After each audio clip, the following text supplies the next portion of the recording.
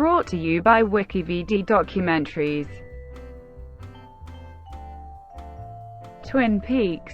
Twin Peaks is an American serial drama television series created by Mark Frost and David Lynch that premiered on April 8, 1990, on ABC. It was one of the top-rated series of 1990, but declining ratings led to its cancellation after its second season in 1991. It nonetheless gained a cult following and has been referenced in a wide variety of media. In subsequent years, Twin Peaks has often been listed among the greatest television dramas of all time. The series follows an investigation headed by FBI Special Agent Dale Cooper into the murder of homecoming Queen Laura Palmer in the fictional town of Twin Peaks, Washington. The narrative draws on elements of crime drama, but its uncanny tone, supernatural elements, and campy, melodramatic portrayal of eccentric characters also draw on American soap opera and horror tropes. Like much of Lynch's work, it is distinguished by surrealism and offbeat humor, as well as distinctive cinematography. The show's acclaimed score was composed by Angelo Badalamenti in collaboration with Lynch. Twin Peaks was followed by a 1992 feature film, Twin Peaks: Fire Walk with Me, that serves as a prequel to the television series.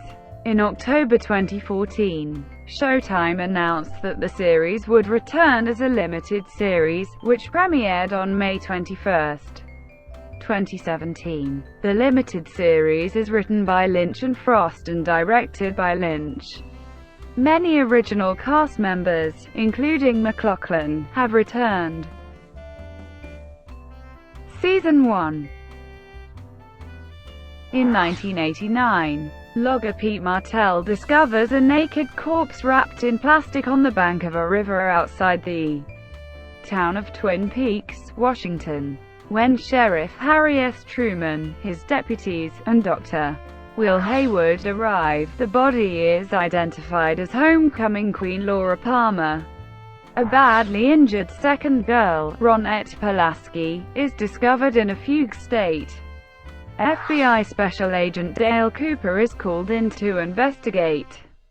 Cooper's initial examination of Laura's body reveals a tiny typed letter R inserted under her fingernail. Cooper informs the community that Laura's death matches the signature of a killer who murdered another girl in southwestern Washington the previous year, and that evidence indicates the killer lives in Twin Peaks.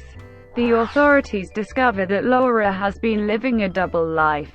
She was cheating on her boyfriend, football captain Bobby Briggs, with biker James Hurley, and prostituting herself with the help of truck driver Leo Johnson and drug dealer Jacques Renault. Laura was also addicted to cocaine, which she obtained by coercing Bobby into doing business with Jacques. Laura's father, attorney Leland Palmer, suffers a nervous breakdown. Her best friend, Donna Haywood, begins a relationship with James. With the help of Laura's cousin Maddie Ferguson, Donna and James discover that Laura's psychiatrist, Dr. Lawrence Jacoby, was obsessed with Laura, but he is proven innocent of the murder. Hotelier Ben Horn, the richest man in Twin Peaks, plans to destroy the town's lumber mill along with its owner Josie Packard, and murder his lover and Josie's sister-in-law, Catherine Martell, so that he can purchase the land at a reduced price and complete a development project. Horn's sultry, troubled daughter, Audrey, becomes infatuated with Cooper and spies for clues in an effort to gain his affections. Cooper has a dream in which he is approached by a one-armed otherworldly being who calls himself Mike. Mike says that Laura's murderer is a similar entity, Killer Bob, a feral, denim-clad man with long gray hair. Cooper finds himself decades older with Laura and a dwarf in a red business suit, who engages in coded dialogue with Cooper. The next morning, Cooper tells Truman that, if he can decipher the dream, he will know who killed Laura. Cooper and the sheriff's department find the one-armed man from Cooper's dream, a traveling shoe salesman named Philip Gerard. Gerard knows of Bob, the veterinarian who treats Renault's pet bird. Cooper interprets these events to mean that Renault is the murderer and, with Truman's help, tracks Renault to One-Eyed Jack's, a brothel owned by Horn across the border in Canada.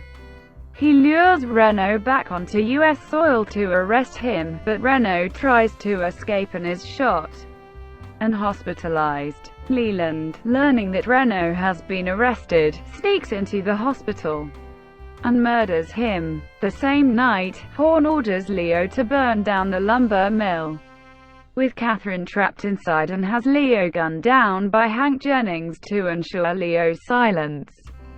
Cooper returns to his room following Jack's arrest and is shot by a masked gunman. Season 2. Character of Dale Cooper stays in Twin Peaks to investigate further. Lying hurt in his room, Cooper has a vision in which a giant appears and reveals 3 clues. There is a man in a smiling bag. The owls are not what they seem. And, without chemicals, he points. He takes Cooper's gold ring and explains that, when Cooper understands the 3 premonitions, his ring will be returned. Leo Johnson survives his shooting, but is brain damaged. Catherine Martell disappears, presumed to have perished in the mill fire. Leland Palmer, whose hair has turned white overnight, is rejuvenated by Renault's murder and returns to work. Philip Gerard is a host for Mike, a demonic, inhabiting spirit, who used to retain the services of Bob, a lesser demonic entity, to help him kill humans. Mike reveals that Bob has been possessing someone in town for decades, but he does not tell Cooper whom Bob has possessed. Donna takes on Laura's old route for the Meals on Wheels program in the hopes of finding more clues to Laura's murder. She befriends a young man named Harold Smith who is in possession of a second diary that Laura kept. She and Maddie attempt to steal it from him, but Harold catches them in the act, loses all faith in humanity, and hangs himself in his orchid greenhouse. The officers take possession of Laura's secret diary, and learn that Bob, a friend of her father's, raped her repeatedly as a child and that she began using drugs to cope. Cooper believes that the killer is Ben Horn, but Leland is revealed to be Bob when he brutally kills Maddie. Cooper doubts Horn's guilt, so he gathers all of his suspects in the belief that he will receive a sign to help him identify the killer. The giant appears and confirms that Leland is Bob's host and Laura's and Maddie's killer. Bob assumes total control over Leland's body and confesses to a series of murders, before forcing Leland to commit suicide. Leland, as he dies, free of Bob's influence, tells Cooper that Bob has possessed him ever since molesting him as a child. He begs for forgiveness, sees a vision of Laura welcoming him into the afterlife, and dies in Cooper's arms. The lawmen question whether Leland was truly possessed or mentally ill, and considers the possibility that Bob might still stalk the community of Twin Peaks in search of a new host. Cooper is set to leave Twin Peaks when he is framed for drug trafficking by the criminal Jean Renault and is suspended from the FBI. Renault holds Cooper responsible for the death of his brothers, Jacques and Bernard. Jean Renault is killed in a shootout with police, and Cooper is cleared of all charges. Wyndham Earle, Cooper's former mentor and FBI partner, comes to Twin Peaks seeking revenge, because Cooper had an affair with Earle's wife, Caroline, while she had been under his protection as a witness to a federal crime. Earle went mad, killed Caroline, and stabbed Cooper.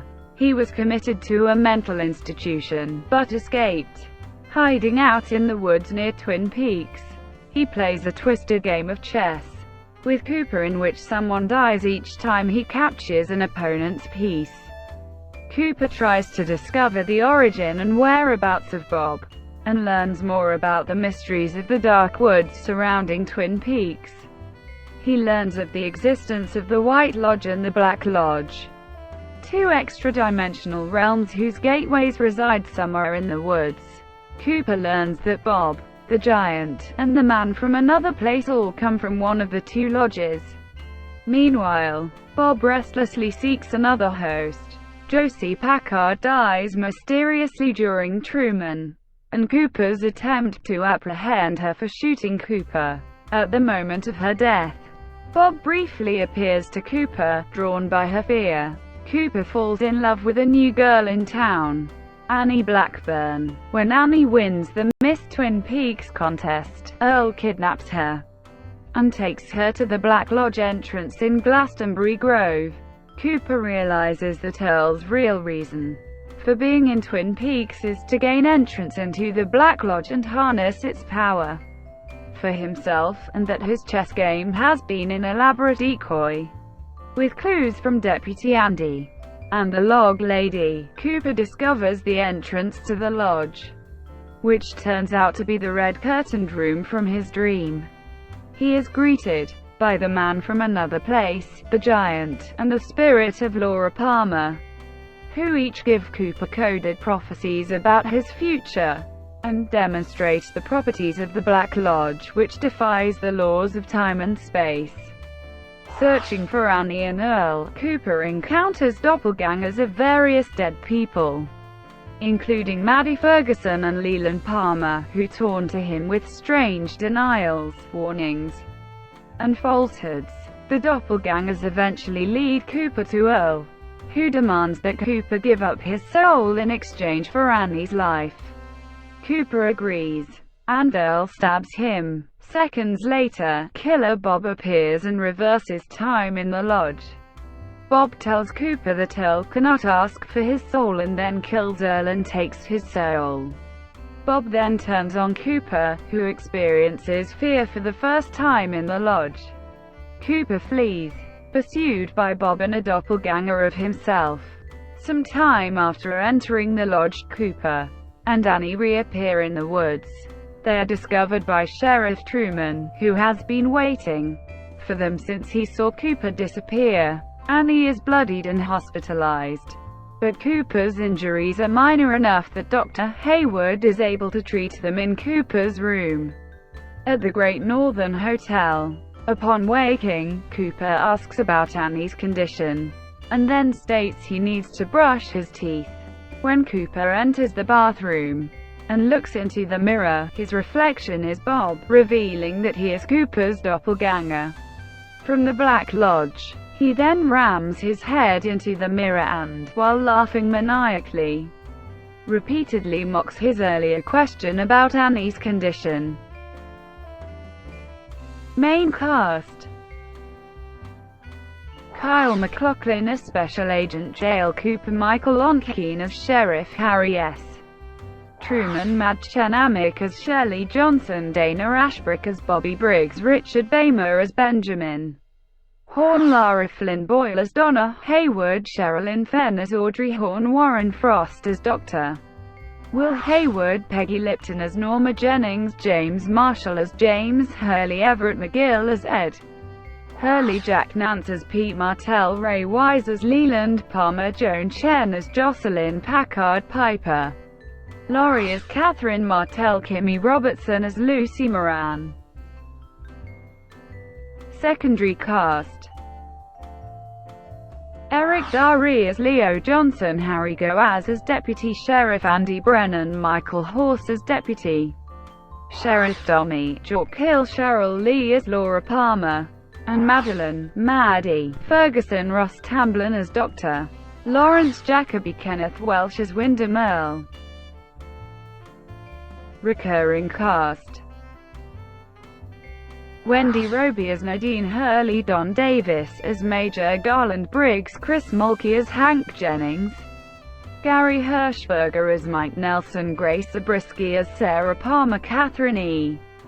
Coulson as Margaret Lanterman, Ian Buchanan as Dick Tremaine, Mary Jo Deschanel as Eileen Hayward, Frank Silver as Killer Bob, Al Strobel as Philip, Michael Gerard, Mike David, Patrick Kelly as Jerry Horn, Miguel Ferrer as Special Agent Albert Rosenfield, John Boylan as Mayor Dwayne Milford, Victoria Catlin as Blackie O'Reilly, Charlotte Stewart as Betty Briggs, David Lynch as Bureau Chief Gordon Cole, Heather Graham as Annie Blackburn, Robin Lively as Lana Budding Milford, Dan O'Hurley as Andrew Packard, Billy Zane as John Justice Wheeler, Don Armandolia as Emery Batiste, James Booth as Ernie Niles, Michael Parks as Jean Reno, Carol Struiken as the Giant Phoebe, Augustine as Ronette Pulaski, Robert Bauer as Johnny Horn, Lenny Von Dolan as Harold Smith, Hank Warden as the elderly room service waiter, Michael J. Anderson as the man from Another Place, Jan Darcy as Sylvia Horn, David Duchovny as Denise Bryson, Tony J. as Dougie Milford, Walter Wolkowicz as Jacques Reno, David Warner as Thomas Eckhart. Development. In the 1980s, Mark Frost worked for 3 years as a writer for the television police drama Hill Street Blues, which featured a large cast and extended storylines. Following his success with The Elephant Man and Blue Velvet in 1986, David Lynch was hired by a Warner Brothers executive to direct a film about the life of Marilyn Monroe, based on the best-selling book Goddess. Lynch recalls being sort of interested. I loved the idea of this woman in trouble, but I didn't know if I liked it being a real story. Lynch and Frost first worked together on the Goddess screenplay, and although the project was dropped by Warner Brothers, they became good friends. They went on to work as writer and director for One Sal of a Bubble, a film with Steve Martin attached to star, but it was never made either. Lynch's agent, Tony Krantz, encouraged him to do a television show. He took Lynch to Nibbler's restaurant in Los Angeles and said, "You should do a show about real life in America, your vision of America, the same way you demonstrated it in Blue Velvet." Lynch got an idea of a small-town thing, and though he and Frost were not keen on it, they decided to humor Krantz. Frost wanted to tell a sort of Dickensian story about multiple lives in a contained area that could sort of go perpetually. Originally, the show was to be titled North Dakota, and set in the Plains region of North Dakota. After Frost, Krantz and Lynch rented a screening room in Beverly Hills and screened Peyton Place. They decided to develop the town before its inhabitants. Due to the lack of forests and mountains in North Dakota, the title was changed from North Dakota to Northwest Passage, and the location to the Pacific Northwest, specifically Washington. They drew a map and decided that there would be a lumber mill in the town. Then they came up with an image of a body washing up on the shore of a lake. Lynch remembers, "We knew where everything was located, and that helped us determine the prevailing atmosphere and what might happen there." Frost remembers that he and Lynch came up with the notion of the girl next door leading a desperate double life that would end in murder. The idea was inspired, in part, by the unsolved 1908 murder of Hazel Irene Drew in upstate New York. Lynch and Frost pitched the idea to ABC during the 1988 Writers Guild of America strike in a 10-minute meeting with the network's drama head, Chad Hoffman, with nothing more than this image and a concept. According to the director, the mystery of who killed Laura Palmer was initially going to be in the foreground, but would recede gradually as viewers got to know the other townsfolk and the problems they were having. Lynch and Frost wanted to mix a police investigation with a soap opera. ABC liked the idea and asked Lynch and Frost to write a screenplay for the pilot episode. They had been talking about the project for 3 months. and wrote the screenplay in 10 days. Frost wrote more verbal characters, like Benjamin Horne, while Lynch was responsible for Agent Cooper. According to the director, he says a lot of the things I say. ABC Entertainment president Brandon Stoddard ordered the 2-hour pilot for a possible fall 1989 series. He left the position in March 1989 as Lynch went into production. They filmed the pilot for $4 million with an agreement with ABC that they would shoot an additional ending to it so that it could be sold directly to video in Europe as a feature film if the TV show was not picked up. ABC's Robert Iger and his creative team took over, saw the dailies, and met with Frost and Lynch to get the arc of the stories and characters. Although Iger liked the pilot, he had difficulty persuading the rest of the network executives. Iger suggested showing it to a more diverse, younger group, who liked it, and the executives subsequently convinced ABC to buy 7 episodes at $1.1 million apiece. Some executives figured that the show would never get on the air, or that it might run as a 7-hour miniseries, but Iger planned to schedule it for the spring. The final showdown occurred during a bi-coastal conference call between Iger and a room full of New York executives. Iger won, and Twin Peaks was on the air. Each episode took a week to shoot, and after directing the second episode, Lynch went off to complete Wild at Heart while Frost wrote the remaining segments. Standards and practices had a problem with only one scene from the first season, an extreme close-up in the pilot of Cooper's hand as he slid tweezers under Laura's fingernail and removed a tiny R. They wanted the scene to be shorter because it made them uncomfortable, but Frost and Lynch refused and the scene remained. Casting helped cement the Twin Peaks cast. Twin Peaks features members of a loose ensemble of Lynch's favorite character actors, including Jack Nance, Kyle MacLachlan, Grace Zabriskie, and Everett McGill. Isabella Rossellini, who had worked with Lynch on Blue Velvet, was originally cast as Giovanna Packard, but she dropped out of the production before shooting began on the pilot episode. The character was then reconceived as Josie Packard, of Chinese ethnicity, and the role given to actress Joan Chen. It cast several veteran actors who had risen to fame in the 1950s and 1960s, including 1950s film stars Richard Beymer, Piper Laurie, and Russ Tamblyn. Other veteran actors included British actor Zulu, former The Mod Squad star Peggy Lipton, and Michael Onkine, who co-starred in the 1970s crime drama The Rookies. Kyle MacLachlan was cast as Agent Dale Cooper. Stage actor Warren Frost, father of Mark Frost, was cast as Dr. Will Hayward. Due to budget constraints, Lynch intended to cast a local girl from Seattle, reportedly, just to play a dead girl. The local girl ended up being Cheryl Lee. Lynch stated, but no one, not Mark, me, anyone, had any idea that she could act, or that she was going to be so powerful just being dead. And then, while Lynch shot the home movie that James takes of Donna and Laura, he realized that Lee had something special. She did do another scene, the video, with Donna on the picnic, and it was that scene that did it.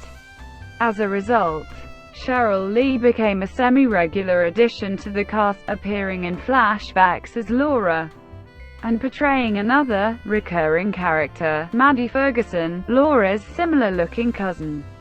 The character of Philip Gerard's appearance in the pilot episode was only originally intended to be a kind of homage to The Fugitive.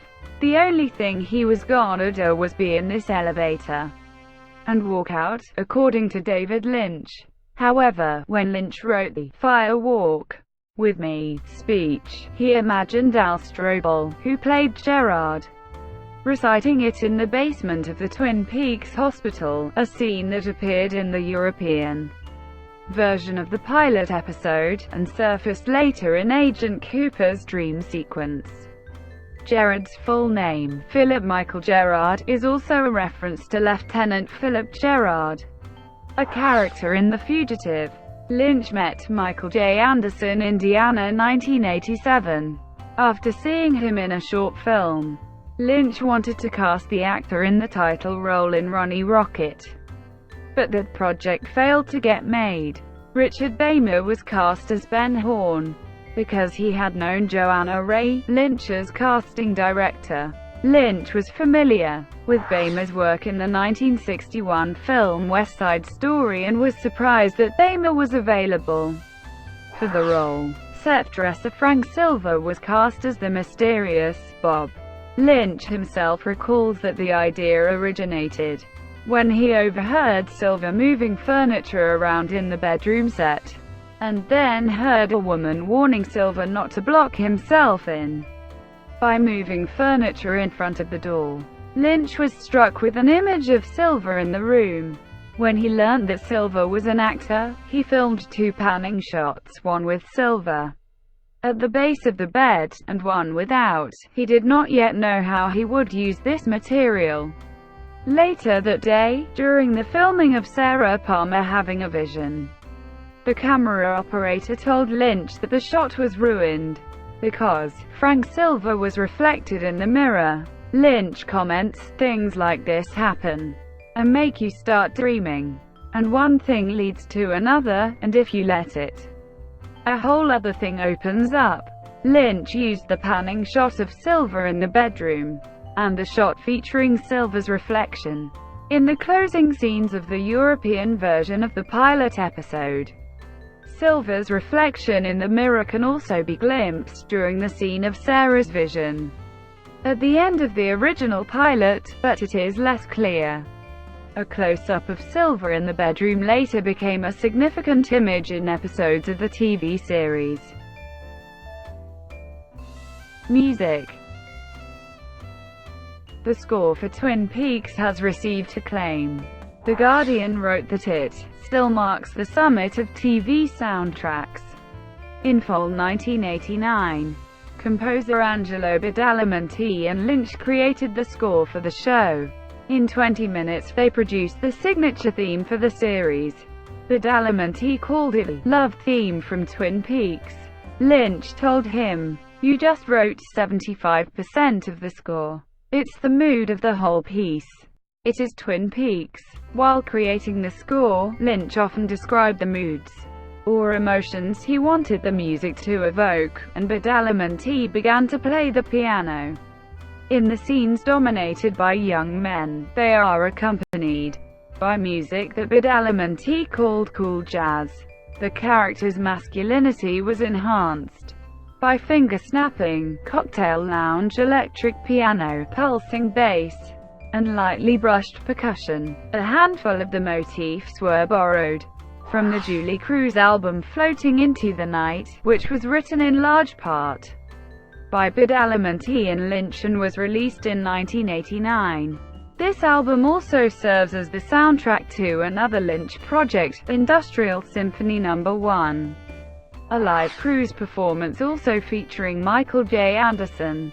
The song, Falling, became the theme to the show, and the songs, Rockin' Back Inside My Heart, The Nightingale, The World Spins, and Into the Night, were all, except the latter, used as Cruise's Roadhouse performances. During the show's run, the lyrics for all 5 songs were written by Lynch. A second volume of the soundtrack was released on October 30, 2007, to coincide with the definitive gold box DVD set. In March 2011, Lynch began releasing previously unavailable tracks from the series and the film via his website. Filming locations.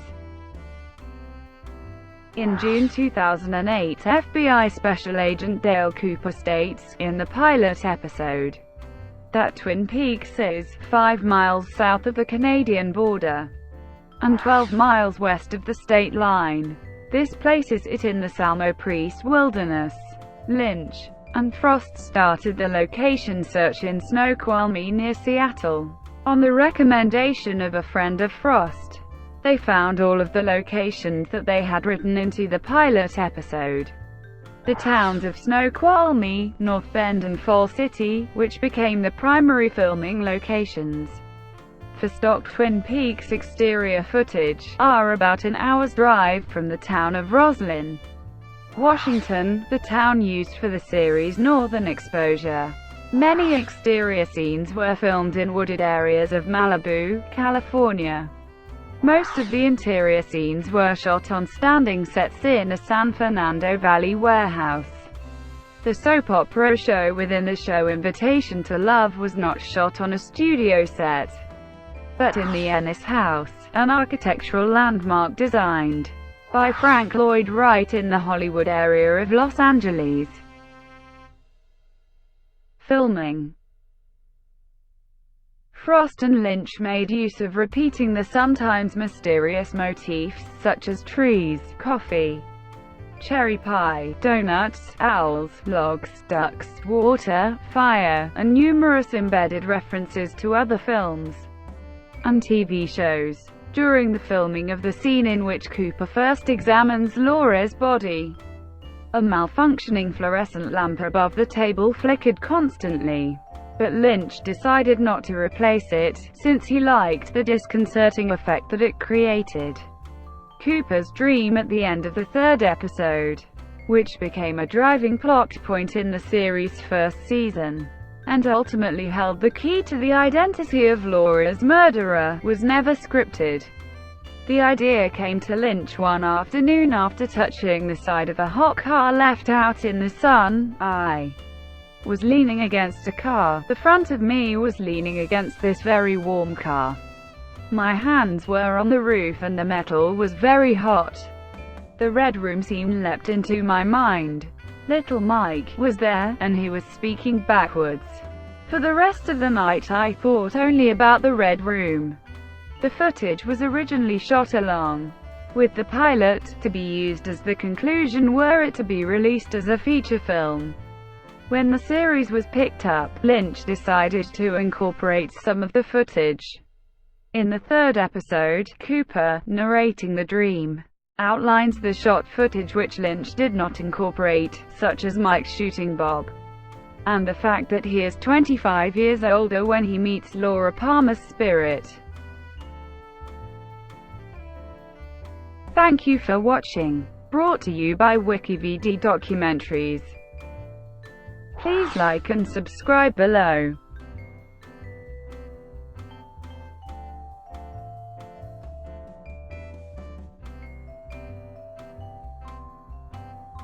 Please like and subscribe below.